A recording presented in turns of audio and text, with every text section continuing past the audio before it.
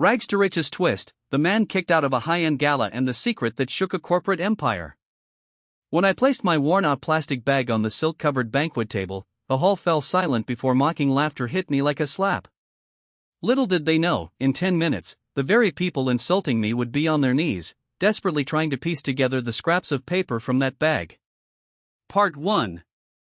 The scorching late afternoon sun reflected off the polished glass of the Diamond Convention Center, where the 30th anniversary gala of Truong Thin Real Estate Group was in full swing. I stood on the curb, adjusting my dingy shirt collar, my hand gripping the handle of a faded blue plastic bag filled with odds and ends that looked like household trash. Luxury cars roared past, lining up at the main entrance. Elegant gentlemen in bespoke suits and glamorous ladies in diamond jewelry stepped out, their heels clicking rhythmically on the red carpet. I took a deep breath and walked toward the security gate. Hey! Get lost! This isn't a place for the homeless. A shrill voice rang out as soon as I stepped onto the edge of the carpet.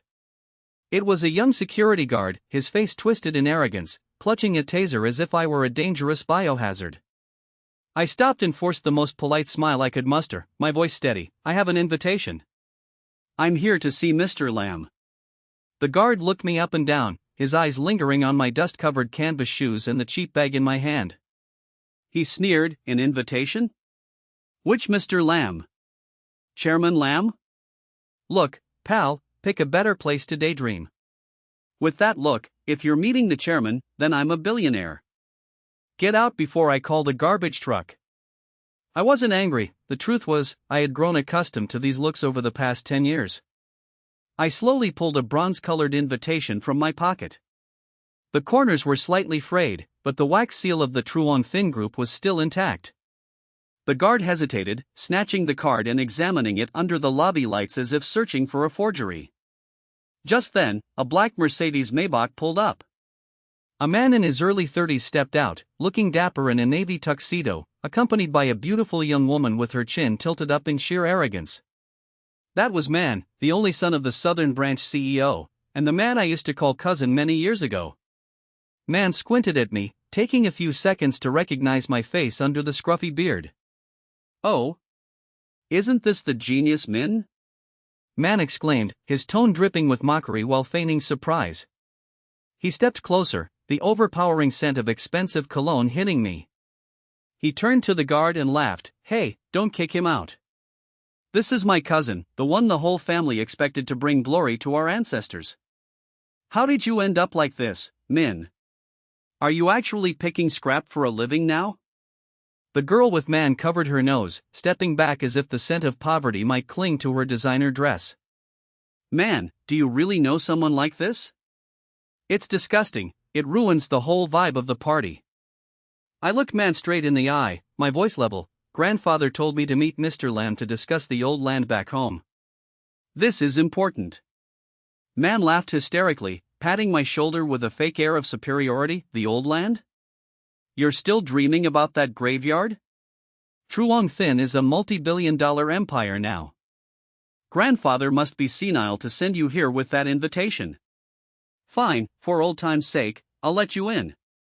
But remember, stay in the corner and don't you dare open that plastic bag, or people might think you're carrying a bomb." He turned to the guard and tossed his head, "Let him in. I'll vouch for him. Think of it as letting a beggar see how the rich eat." I stepped into the magnificent hall, where crystal chandeliers cast a golden but oppressive light. Hundreds of eyes fixed on me, whispers spreading like a small wildfire.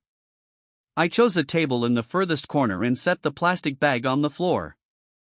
My presence was like an inkblot on a pristine white sheet.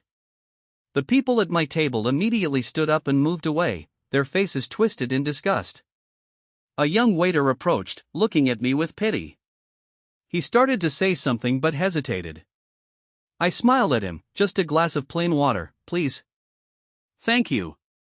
On stage, Chairman Lamb, a man with snow-white hair but eyes as sharp as a hawk's, began his speech about success and the core values of the group. Man and his father, Mr. Bin, stood in the front row, occasionally glancing back at me with contempt. Mr. Bin was the one who had directly kicked my parents out of their home 10 years ago when the family business collapsed, seizing all assets and merging them into Truong Thin under his own name. Everyone here worshipped him as a founding father, but no one knew the truth behind those profit margins. Halfway through the party, man suddenly stood up, grabbed a microphone, and pointed it toward me. "Ladies and gentlemen, today is a day of celebration, but I have a special guest to introduce.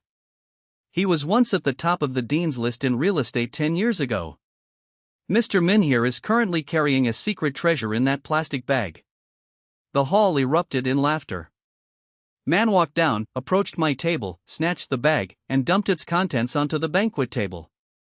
A few stacks of old papers, a brick phone, and a rusted tin box fell out. "Look! This is all a genius has to show after 10 years. You brought trash here to congratulate the chairman, Min?" I remained seated, my hands folded in my lap. I looked at the old papers spilled out, among them a yellowed copy of a contract. My gaze was unervingly calm, making man hesitate. He picked up a sheet, intending to read it aloud to humiliate me further, but as soon as he saw the header, his face turned pale. Chairman Lamb had stepped down from the stage, the crowd parting to let him through. He looked at the trash on the table, then into my eyes. No one noticed that the powerful chairman's hands were trembling slightly.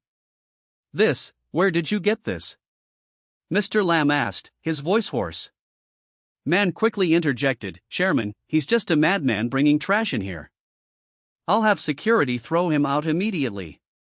But Mr. Lamb raised a hand to stop him, his eyes never leaving mine. I slowly stood up, brushing the dust off my clothes, my voice ringing out clearly in the silent space. "That's not trash, Mr. Lamb.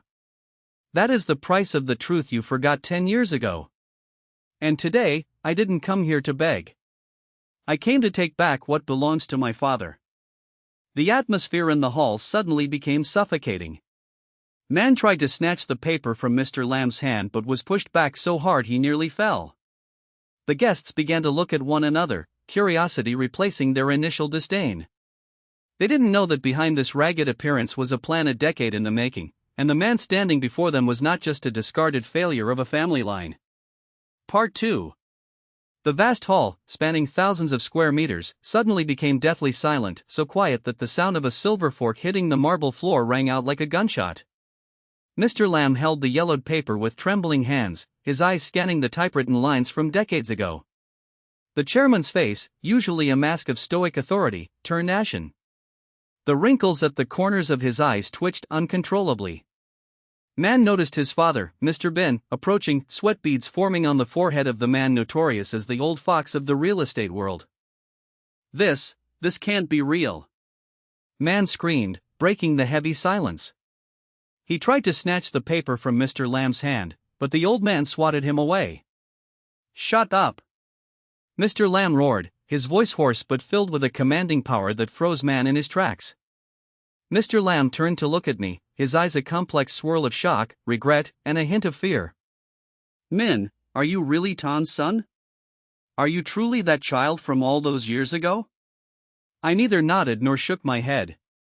I calmly walked toward the banquet table and picked up the rusted tin box. Land use rights transfer contract number 047, signed on October 15, 15 years ago. My father signed it on a rainy night, right before that horrific accident occurred. "Mr. Lamb, I'm sure you still remember the night you knelt and begged my father to save Truong Thin's first project, don't you?" My words were like knives cutting through the opulent atmosphere of the gala. The guests, all high-profile business figures, began to whisper fervently. They no longer saw me as a beggar, but as a ghost from the past coming to collect a debt. Mr. Bin, having regained some composure, stepped up to block Mr. Lamb. He glared at me with eyes full of fire, his voice dripping with threats. "Enough! Min, don't you dare make up stories here.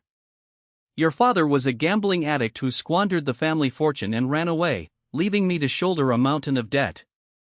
That paper is a forgery, I'm sure of it. Security! Why haven't you kicked this lunatic out yet?" The guard from earlier, hearing the CEO's command, rushed forward to grab my arm. But I simply took a light step back, my cold gaze fixing on him, making him freeze. "If I were you, I wouldn't touch this man," a deep, authoritative voice echoed from the back of the crowd. Everyone turned.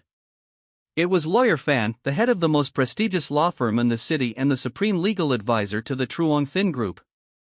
Mr. Fan walked gracefully, holding a tablet. He walked straight to me and bowed respectfully, an act that sent another shockwave through the hall. Chairman Lamb, Mr. Bin, I have just double-checked the original records in the vault. The contract Mr. Min is holding matches the identification code we have been searching for 10 years. Mr. Bin's face turned from pale to a deep purple. Fan. What on earth are you talking about? You're on my payroll. Lawyer Fan gave a thin smile. I am on the side of justice and the truth, Mr. Bin. And the truth is, according to the supplementary clauses of this contract, if the Truong Thin Central project achieves a profit of over 500%, then 30% of the group's shares must be transferred to the legal heir of Mr. Tan.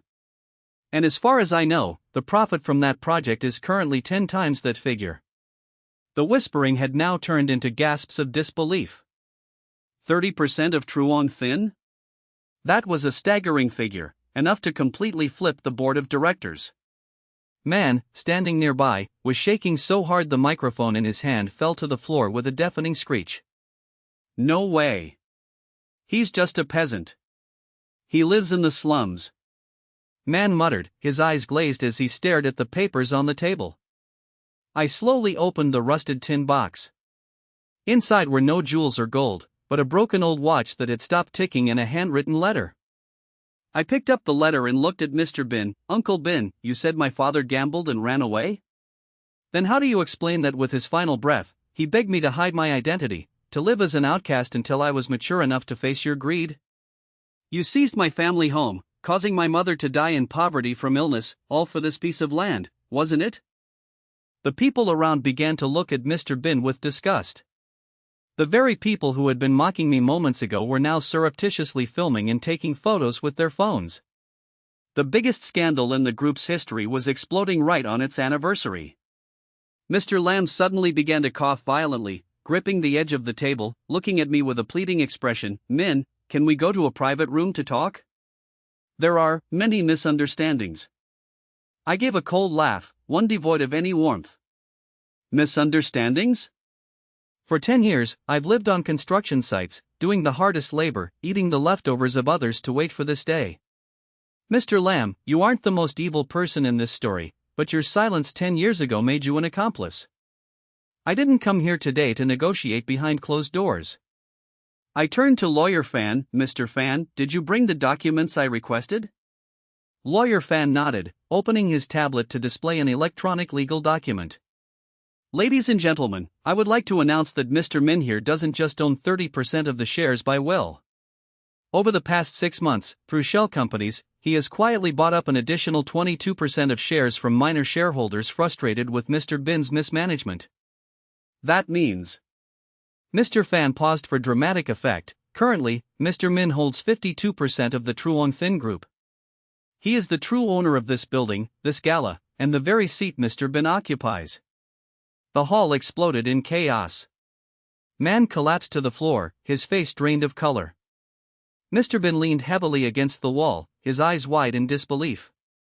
The man they had just insulted, treated like trash, turned out to hold their very lives in his hands. But amidst the chaotic crowd, I spotted a different gaze. It was Mr. Lamb's young secretary, the only one who hadn't laughed when I walked in. She was looking at me with a strange expression, not of respect or fear, but of deep concern. She stepped closer and whispered in my ear, Min, do you really think it's this simple? You should take a closer look at that watch in the tin box. I froze. The broken watch. Why did she know about it? I looked down at the tin box, and at that moment, I noticed a detail I had overlooked for 10 years. The second hand of the watch wasn't broken, it was ticking ever so slightly, very faintly, and it wasn't moving in a circle. Part 3. The ticking of the second hand continued dry, irregular, and mechanical. It didn't rotate smoothly, it jerked backward and then forward, like a mechanical Morse code trying to convey a message from the dead. I stood frozen in the middle of the opulent stage, while the camera flashes from the audience's phones continued to strobe. Lin, the secretary, stepped back slightly, her eyes filled with a vague fear but also a sharp warning. I realized that in the deep pit of revenge I had been digging for 10 years, there was a darker basement I hadn't yet reached. Mr. Bin, after the initial shock of losing his power, suddenly burst out laughing. His laughter was chilling and out of place in the buzzing hall. He pointed at me, then looked at Mr. Lamb. Shares? Ownership? Oh, Min, you're smart, but you're still just a kid blinded by hatred. You think buying 52% of the shares makes you the master of this empire? Do you have any idea why, no matter how much Mr. Lamb and I clashed over the last 10 years, I remained firmly in the CEO's chair? I narrowed my eyes, gripping the tin box tighter. The sensation of rusted metal biting into my palm kept me focused. Are you going to talk about the bad debts or the ghost projects you used to bleed the company dry? I have enough evidence to put you in prison tonight. Mr. Bin wasn't afraid. He stepped closer and whispered into my ear, loud enough only for me to hear, "Prison? If I go to prison, your father won't rest in peace either. Look closely at that watch. It's not a memento. It's a targeting device. And that target is the very thing your father gave his life to hide from Mr. Lamb." I froze. A cold shiver ran down my spine. My gaze shifted to Mr. Lamb. The old chairman no longer looked afraid. Instead, he possessed a terrifying composure. He slowly straightened his suit jacket and signaled with a wave of his hand. Immediately, four men in black suits with earpieces, the chairman's private security, emerged from the wings, surrounding my table. The guests began to realize something was wrong. The whispering died down, replaced by extreme tension. "Min," Mr. Lamb said, his voice now as cold as ice, "you've done well. Your consolidation of the shares actually did me a huge favor. It brought everything under one roof. I've been waiting for that tin box for 10 years. Your father was a genius, but he was too stubborn. He chose death over handing over the true blueprints for the underground city beneath that land. He called it a legacy, but I call it a gold mine." I stared in horror at the contract on the table. It turned out that the 30% shares or the ownership of the group was just a trap to lure me out with my father's last keepsake. Lawyer Fan, the man I had trusted for so long, suddenly stepped back behind Mr. Lamb. He didn't look at me, his face as cold as a statue. "I'm sorry, Min, but in this world, loyalty has a price. And Mr. Lamb paid a price you could never imagine." Man, Mr. Bin's son, seeing the tide turn, stood up and brushed the dust off his clothes, returning to his arrogant self. "Haha. Turns out you're just a pawn, Min.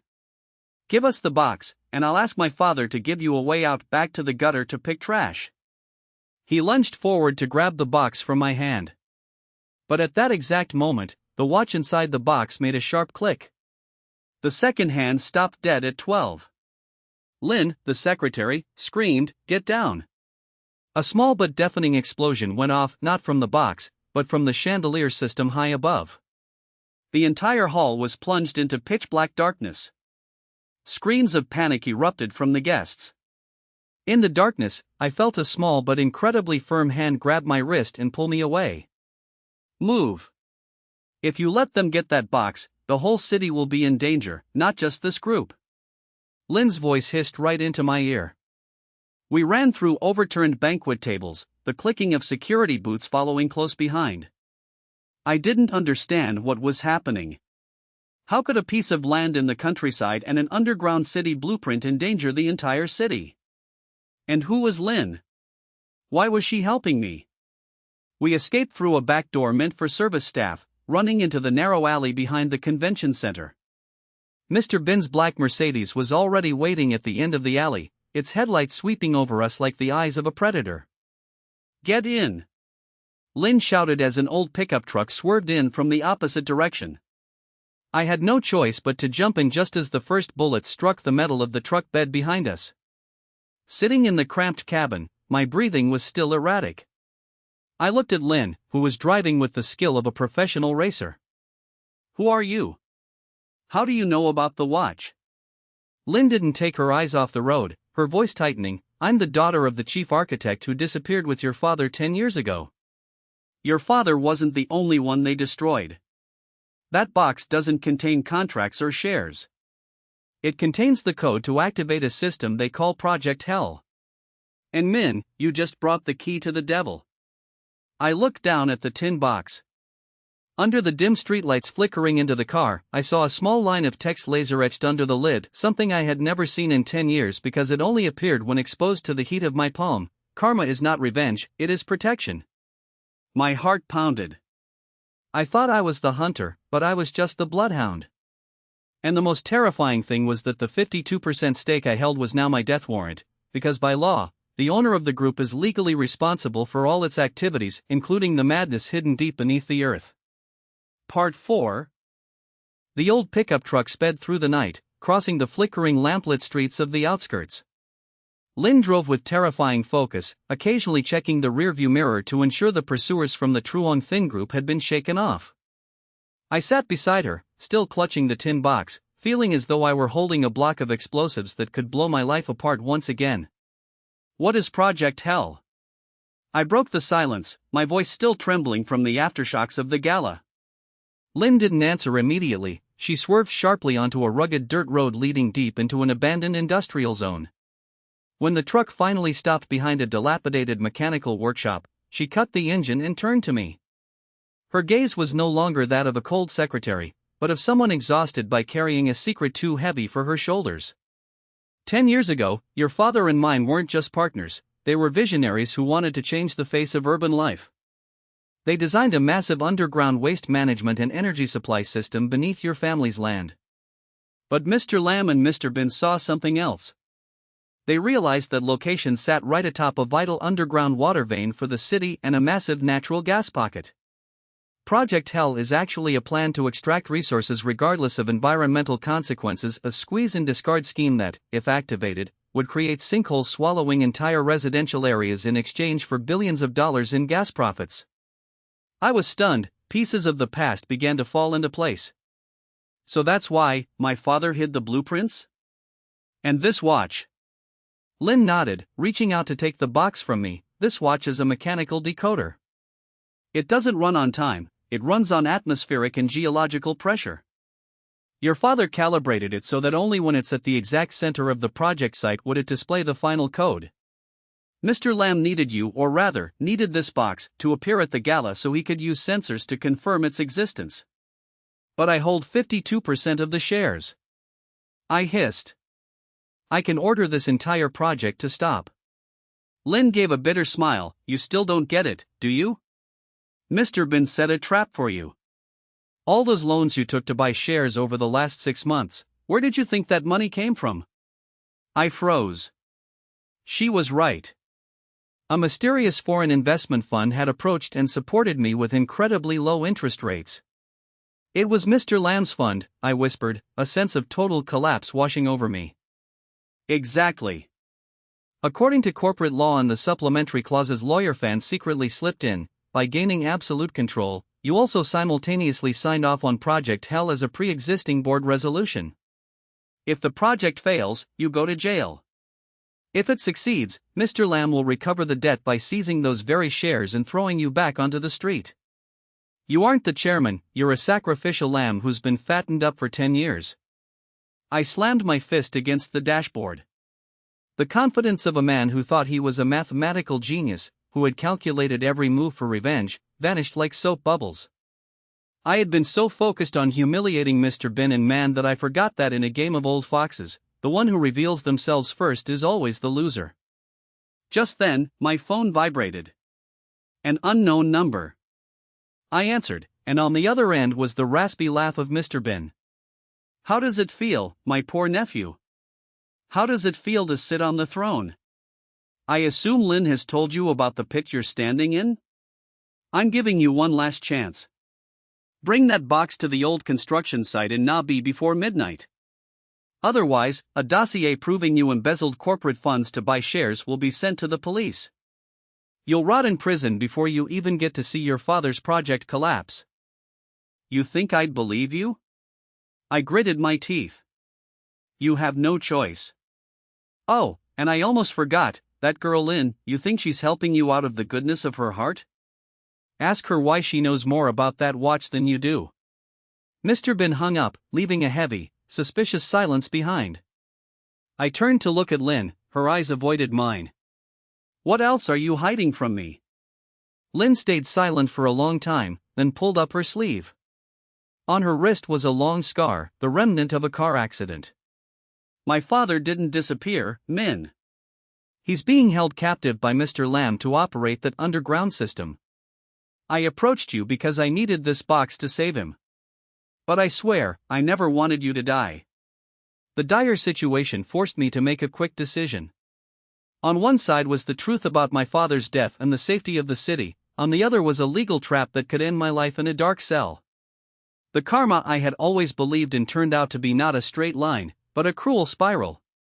Fine, I said, my voice regaining the cool composure of a man who had lived 10 years in the shadows. We're going there. But not to surrender. Lynn, you said this watch reacts to the geological layers, right? If I change its frequency right now using the microprocessor from this old phone, can we reverse the activation process? Lynn looked at me, a spark of hope in her eyes. You're planning to destroy the entire system from the inside? Not just destroy the system. I opened the tin box, my fingers moving with rapid precision over the brass gears. I'm going to make Mr. Lamb's chairmanship and Mr. Bin's career explode in the exact same way they blew up my family. They want a fall guy chairman? I'll show them what a real chairman does when he's backed into a corner. We raced toward Nabi, where the gas torches of the construction site flared in the dark night, looking like the eyes of demons waiting for a blood feast. Part 5. The wind from the Soai Rap River blew across the Nabi construction site, carrying a salty tang and the heavy scent of engine oil. High-power floodlights swept across the clearing, where massive drilling rigs lay dormant like prehistoric monsters awaiting the command to wake. Lynn's pickup truck stopped about 100 meters from the main gate. I checked my watch, 11:45 p.m. Only 15 minutes left until Mr. Bin's deadline. I took a deep breath, my hand tightening around the tin box, which was now connected to the old phone circuit board by copper wires as thin as spider silk. Lynn looked at me, her eyes filled with anxiety. Are you sure this plan will work? If the frequency doesn't match, it will trigger the gas pressure immediately. This whole place will blow. I nodded, my face expressionless. In mathematics, error is inevitable, but in survival, I don't allow myself a single millimeter of mistake. Let's go. We stepped out of the truck. Immediately, a squad of guards with tasers and iron rods surrounded us. Man emerged from the shadows of an office container, that annoying smirk still on his lips. So you finally showed your face. I thought you'd taken that box of trash and fled the country. He signaled his men to move aside, leading us deep into the central borehole area. There, Mr. Lamb and Mr. Bin were waiting next to a modern digital control panel. The contrast between their expensive suits and the dusty atmosphere of the construction site created a grotesque scene. Mr. Bin saw me, his eyes lighting up. Give us the box, Min. Don't let things go too far. I've prepared debt cancellation papers for you. You'll be a free genius again, just hand over the code. I didn't rush, slowly placing the tin box on the console. I want to see the chief architect, Lynn's father, before I hand this over. Mr. Lamb gave a slight nod. A heavy iron door at the bottom of the basement was pulled up. A thin man with disheveled hair and dazed eyes from long-term captivity was brought out. Lynn choked back a sob and started to rush forward, but I held her hand. Steady, not yet, I whispered. I opened the lid of the tin box. Under the flickering neon lights, the brass gears began to spin faster as they reached the correct geological position. A sequence of 8 digits appeared on the watch face. Mr. Bin hurriedly entered the sequence into the system. Yes. Here it is. His cheers rang out as the LEDs on the panel turned from red to green. The sound of the drill motors began to roar deep underground, a slight tremor spread beneath our feet. Now, fulfill your promise, I said, my hand still resting lightly on the foam connected to the box. Mr. Lamb gave a thin, treacherous smile. Min, you're still so naive. A businessman's promise is only worth as much as the partner's utility. Now that we have the code, you and this girl are just inconvenient witnesses. Just as Mr. Lamb was about to order the guards, I lightly pressed a key on the phone. The subterranean roar suddenly changed pitch, from a low rumble to a high-pitched hiss like a steam whistle. The hands on the tin box began to spin counterclockwise at a dizzying speed. The control panel suddenly flashed erratic data, with red warning lines blinking incessantly. Warning, reverse pressure. Gas leak level 5. What did you do? Mr. Bin screamed, lunging at the panel, but all the buttons had been disabled. I looked him straight in the eye, my voice cold. I told you, I didn't come here to surrender. I've reversed the gas compression system. Instead of extracting, all the pressure is being diverted back into the secret storage tanks you used to hide the group's revenue. If you don't stop it in 5 minutes, all that black asset will explode, and with it, the evidence of your embezzlement. Mr. Bin's face drained of color. He turned to Mr. Lamb, Chairman. Do something. He's destroying everything. But Mr. Lamb just stood there, his sharp eyes watching me as if trying to see through me. Are you planning to die with us, Min? If this place blows, you won't escape either.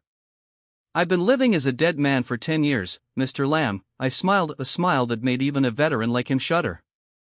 But you two are different. You have too much to lose. Reputation, status, and the chairmanship you just fully seized. Now, the choice is yours: either release Lynn's father and sign this confession, or we watch the fireworks together tonight. In the chaos, I signaled Lynn to take her father toward the pickup truck. Man tried to stop them, but I used the tin box, now burning hot, to strike him across the face. He fell, groaning in pain. The hissing of the pressure grew louder, and the scent of gas became overpowering. Construction workers began to flee in panic, fearing an explosion. Mr. Lamb suddenly stepped close to me, whispering in my ear with an eerie calmness, "You think you've won? Look closely at that confession. If I sign, I lose everything. But if I don't, and we all die here, then you're the one history will remember as the terrorist who destroyed Nabi. For 10 years you studied math, but you forgot to study the nature of power." Just then, a helicopter appeared in the sky, its searchlight beaming down on the center of the construction site. It wasn't the police, but the logo of a rival corporation, Van & Group. Mr. Lamb looked up, the smile fading from his lips. What is Van doing here? I pulled another remote from my pocket. You're right, I didn't study power, I studied exchange. My 52% stake was authorized to transfer to Van the moment this pressure peaked. Currently, you are no longer the chairman. Van people are here to take over their assets, and to witness your downfall. The first explosion echoed from afar, but not from the borehole. It was from the Truong Thin Group's headquarters in the city center. Mr. Lamb collapsed, his eyes fixed on his phone screen showing news of the fire. Everything I had arranged was not just in Nabi, but a multifaceted strike on all their weaknesses. But just as victory seemed certain, Lynn suddenly screamed from the truck, "Min! Behind you!" A shadow lunged from beneath the truck, a sharp knife in hand. It wasn't a guard, nor was it man. It was Lawyer Fan.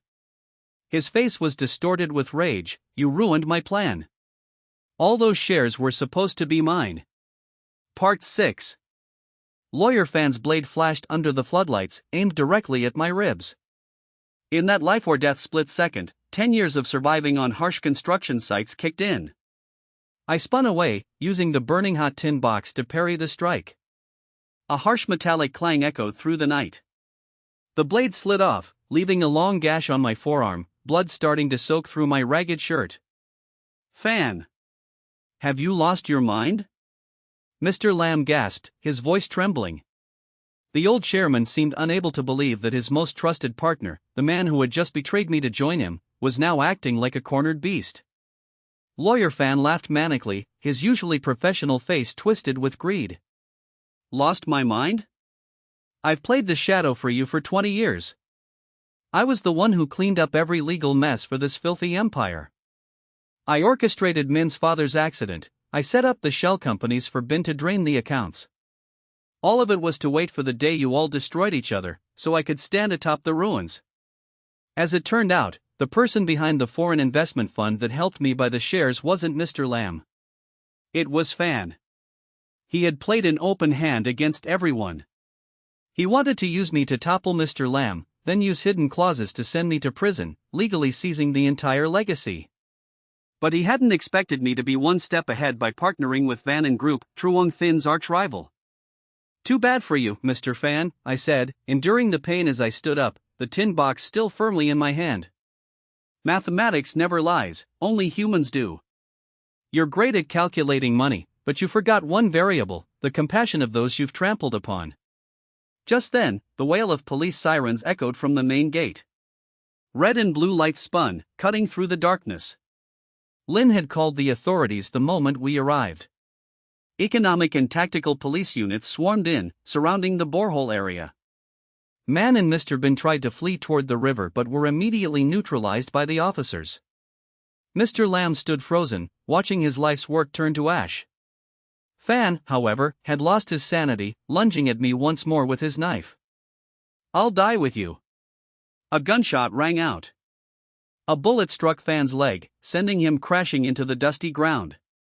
The lead officer approached, confiscating the knife and the phone containing my evidence. "Mr. Min, thank you for your cooperation. The entire dossier on Project Hell and the financial crimes has been fully received from Van and Group." I watched as Lynn helped her father into an ambulance. The poor man looked at me with glazed eyes, but I saw a strange sense of peace in them. Justice, though delayed by 10 years, had finally arrived. But as I looked back at the tin box in my hand, the watch hands suddenly stopped dead. A small click sounded, and the bottom of the box popped open, revealing a second secret compartment I never knew existed. Inside were no documents or tracking devices. There was a small photo and an early model memory card. I picked up the photo. It was of my father, Mr. Lamb, and Mr. Bin, arms around each other, smiling brightly in front of an old construction project. On the back, in my father's handwriting, it read, "To Min, if you are reading this, it means you chose the path of truth over hatred. Remember, the greatest enemy isn't others, but the greed within ourselves." My heart tightened. I looked at Mr. Lamb as he was being led away in handcuffs. He saw the photo in my hand and paused. His aged eyes suddenly filled with tears. Perhaps, at this moment, he remembered they were once friends, once had pure dreams before the lure of money corrupted them. The battle was over. Truong Thin Group collapsed, its stock plummeted and was absorbed by Vanon. I transferred my entire 52% stake to a charity fund for victims of stalled urban planning projects, keeping only the original capital belonging to my parents. Lynn stood beside me by the Soai Rap River as dawn began to break. "What will you do next?" she asked, her hair blowing in the early breeze. I looked down at the silt-red water, fiddling with the memory card I'd just found. "I need to see what's on this. There's a secret my father wanted to tell me, not about money, but about the real reason he chose death 10 years ago." "And Lynn, do you believe that the dead can protect the living?" Lynn looked at me with confusion. I gently inserted the memory card into my phone. A video played. My father's image appeared, but he wasn't at a construction site. He was standing in front of an unmarked grave. And the person inside that grave was the very person I thought was still alive and standing right in front of me. My head spun. If the person in the grave was the real one, then who was the person standing next to me, the one who had helped me throughout this entire journey? Part 7, The End. The video on the old memory card was blurred with magnetic interference, but my father's face was unmistakable. He stood before an unmarked grave, his eyes hollow with exhaustion but filled with resolve. "Min," his voice rang out, mingled with the whistling wind of 10 years ago, "if you are watching this, it means you have found Lynn. But you must understand a cruel truth, Lynn actually passed away with your mother in that accident." I felt the blood in my veins freeze. I didn't dare turn to look at the girl standing beside me. Her hand was still resting lightly on my shoulder, that warmth, how could it be fake? I couldn't save them, my father's voice choked in the video, but the chief architect, my friend, left one last thing. A prototype artificial intelligence combined with memory data. He called it Lynn. It's not human, Min. It's a protection program, set to activate when you retrieve the tin box. It is your guide, your shield, and your conscience when hatred blinds you. I slowly turned my head. Under the dawn light glowing on the horizon, Lynn's silhouette began to fade, flickering like a prism out of sync. She didn't look at me with fear, but with the most serene smile I had ever seen. Min, her voice now sounded as if echoing from another dimension, my mission is over. I was created from your father's longing and my father's love. I cannot go any further with you. Lin. No. I reached out to grab her, but my hand only passed through a ghostly mist. Tiny particles of light vanished into the air, leaving a vast emptiness by the Soai Rap River. The old pickup truck from earlier was gone, replaced only by a heap of rusted scrap metal that had clearly been sitting there for a long time. I collapsed onto the sand, my sobs breaking out after 10 years of suppression. It turned out that throughout this journey of revenge filled with blood and tears, I was never alone. My father, even in death, had left me a guardian angel to prevent me from becoming a cold-blooded monster like Mr. Lamb or Mr. Bin. The karma I had been seeking for so long wasn't actually seeing my enemies thrown into a dark cell. Karma was the fact that I had preserved my humanity in a pack of wolves. 30% or 52% shares, power or money, they were all soulless numbers. The only real thing was the peace of mind I was feeling at this moment. Months later, the Truong Thin Group case closed. Mr. Lam passed away in a prison hospital from illness. Mr. Bin and Man received life sentences for a litany of crimes including murder and bribery. Lawyer Fan lost his mind, spending his days muttering about numbers and stocks in a psychiatric ward. I returned to the old land in the countryside, where the underground project my father had spent his life protecting lay. I didn't exploit it for money. Instead, I used my knowledge to turn that place into an ecological park, a green lung for the city, just as my father had originally intended. Every evening at sunset, I sit on a stone bench near the graves of my mother and Lin. Sometimes, I still feel a light breeze brush past my shoulder, like a familiar touch. I smile and open the tin box, which now only contains the old photo of the three friends. Hello, Lin, I whisper into the void. Life is like a complex calculation, we may get many steps wrong, but if we choose the right constant compassion, the final result is always peace. I stand up and walk toward the lights of the village, leaving the ghosts of the past behind.